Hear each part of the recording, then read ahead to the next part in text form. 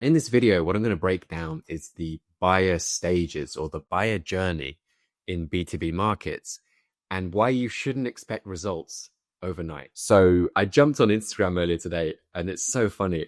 All over my Instagram feed are people basically guaranteeing me that they can get me results within a matter of hours or a matter of days.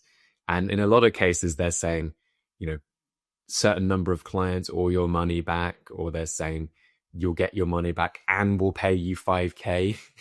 And I feel like it's just getting more and more ridiculous because there's just no way that these people can achieve that result for every single customer. Yes, there might be outliers where that's the case, but the reality is if you're looking to do growth and marketing, you shouldn't expect results overnight. What you should be thinking about is, how do I build a machine that can serve me for many years to come? And that's how I think about growth. Let me just explain why this is the case. And then I'll also walk you through the buyer journey, in my opinion, from a B2B standpoint. So this is a graph here. It shows the activation energy that is required at different stages of buying awareness. So I'm not saying that quick results aren't possible. We've got examples of companies where we've generated them leads within weeks and we filled up their sales calendar within weeks. I'm just saying that it depends on many, many factors. So it depends on the level of sophistication in your marketplace. It depends on the level of awareness within your marketplace. It depends often on seasonality. Often it just depends on luck. Like, do we stumble upon the right message straight away? And if you've heard me talk about anything, or if you've heard any of my content, you'll have seen that I talk a lot about market resonance. So finding the message that really resonates with the market. It's very rare to find that instantaneously. So there are a lot of aspects that go into it.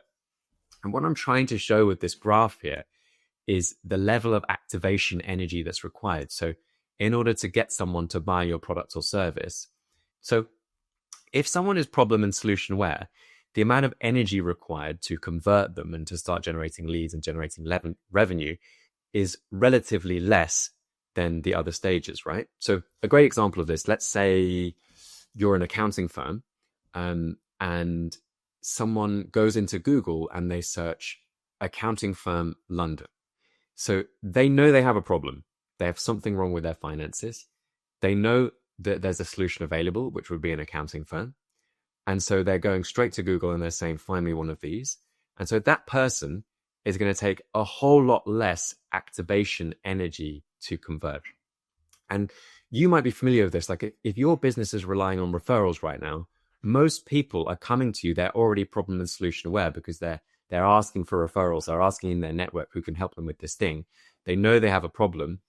They know that there's a solution out there and they're pretty much ready to buy right away. So it doesn't take a whole lot of energy. And that's where you can see really, really quick results from a Google Ads campaign or from a LinkedIn campaign that hits the right people at the right time.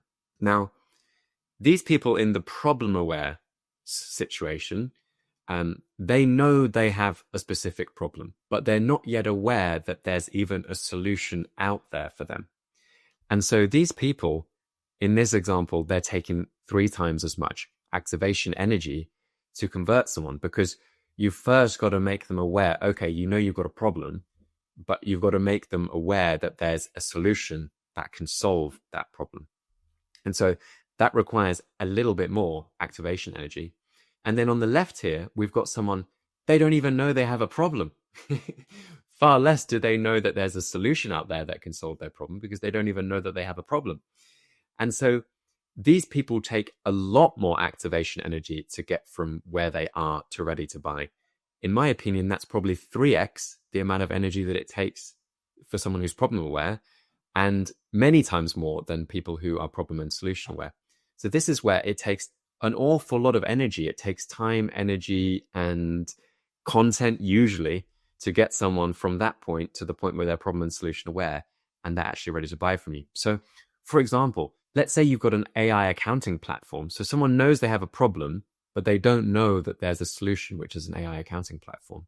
So that's going to take a little bit more energy. First, you're going to have to get them aware of the fact that there's even a platform solution out there because most people are just familiar with the traditional way of solving accounting problems is to hire an accountant.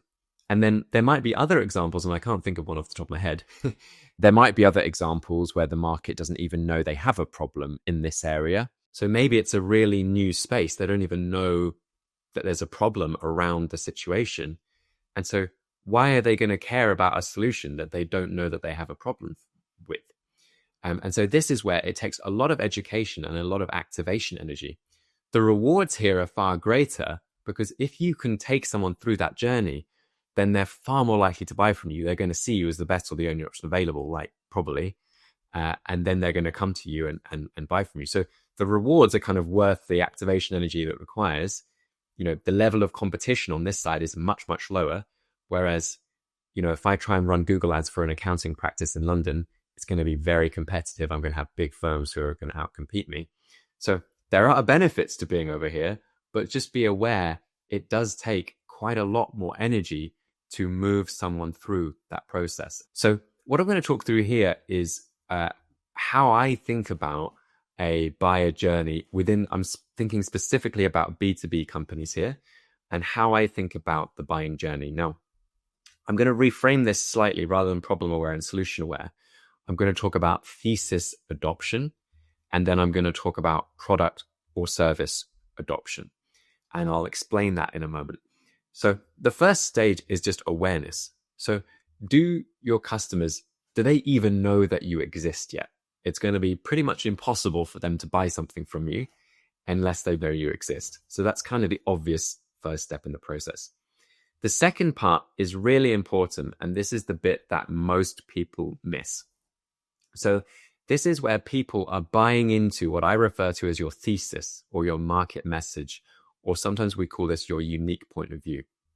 So this is where they start to understand how you see the world as an organization and how you think about the problems that are in your marketplace and your kind of unique approach or your unique point of view to solving those problems. So that's not your service yet.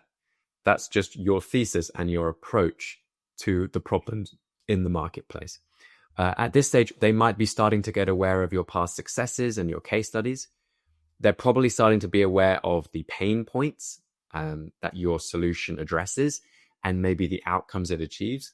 Again, so I'm not saying that they know what your solution is, but they know some of the pain points that are addressed by your solution, and they know some of the outcomes that are achieved by your solution. Sometimes we call these before state points and after state points because they're not always pain points and they're not always outcomes, but they know that before and after journey.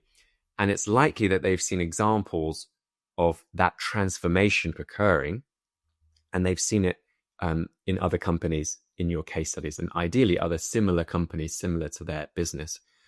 And they're starting to build trust, right? In B2B, there's very little impulse purchasing. So it's much more likely that someone's going to have to spend, see you multiple times. There's going to be multiple touch points. They're probably going to have to watch several minutes, if not hours of your content. There was a stat recently or a number of years ago where they talked about 7 hours worth of content, which I don't know how they pull the data for that, but that kind of makes sense to me. Like someone has to have 7 hours of touch point time with you. So either in sales meetings or content or listening to your podcast or whatever before buying, typically in a B2B environment, that's on average. Obviously some people much faster.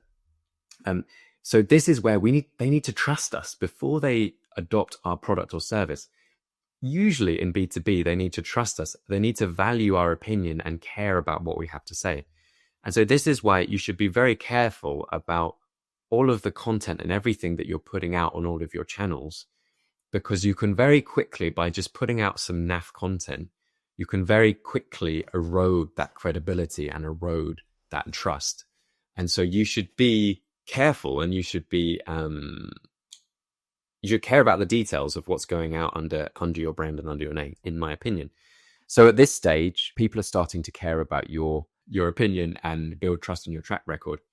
And then here's the final stage, which is that they're going to adopt your product or service. So this is where they agree that your vehicle, like whichever vehicle you're choosing, your product or service, is the right fit for them and will allow them to achieve the transformation that they want to achieve. They're obviously going to agree on the price point of your solution And then they're going to agree that it's going to provide them an ROI in however you choose to define ROI. And then the third thing, which is super important, is it's going to be the right time for them. So if you have a software solution that's $100,000 per year, then it's very likely that it's unlikely that someone's going to impulse purchase that. It's going to have to be the right time for their organization, even if they love your thesis and they really understand where you're coming from and your point of view. They know that you've got a great track record. And even if they know the price of your service and they know what's included, it still has to be the right time for them. And so what happens is a lot of B2B companies try and get people from awareness to buying their products straight away. So they run an ad, which then goes to a landing page, and that landing page talks about their product or service, and they try and get someone to buy it. And it's just so unlikely for someone to do that in the B2B space. What I recommend, and this is the takeaway of this video, is what I recommend for high-ticket B2B companies is to use your marketing to sell your thesis, and then you use your sales to sell your product or service, right? So your marketing is purely designed to sell your thesis and how you see the world. So what is your take on the problems in the marketplace? What are the outcomes that you achieve? What are the pain points that you address? What are your case studies? What are, how do you tackle issues in the market right now? And do people buy into that philosophy? So use your marketing to sell that. And then you use the sales process. Again, this is for B2B companies. You use the sales process typically to sell your unique solution or your product or service, which kind of is your thesis in action, if that makes sense. So that's what I recommend you try and do. Try and use your marketing to sell your point of view rather than to sell your product or service. And if you need a little bit more help on how to do that, I've got a video where I break down our growth framework end to end and kind of show you the step-by-step process that I would recommend you follow to do a very similar thing. So there'll be a link somewhere around this video. Equally, if you want to have a one-on-one consult with me, then there'll be a link somewhere to book one of those in as well, if that's interesting for you. Either way, I hope this was a great video, and hope it was a great video for you. It was great for me. And I'll see you in the next one. Thanks so much.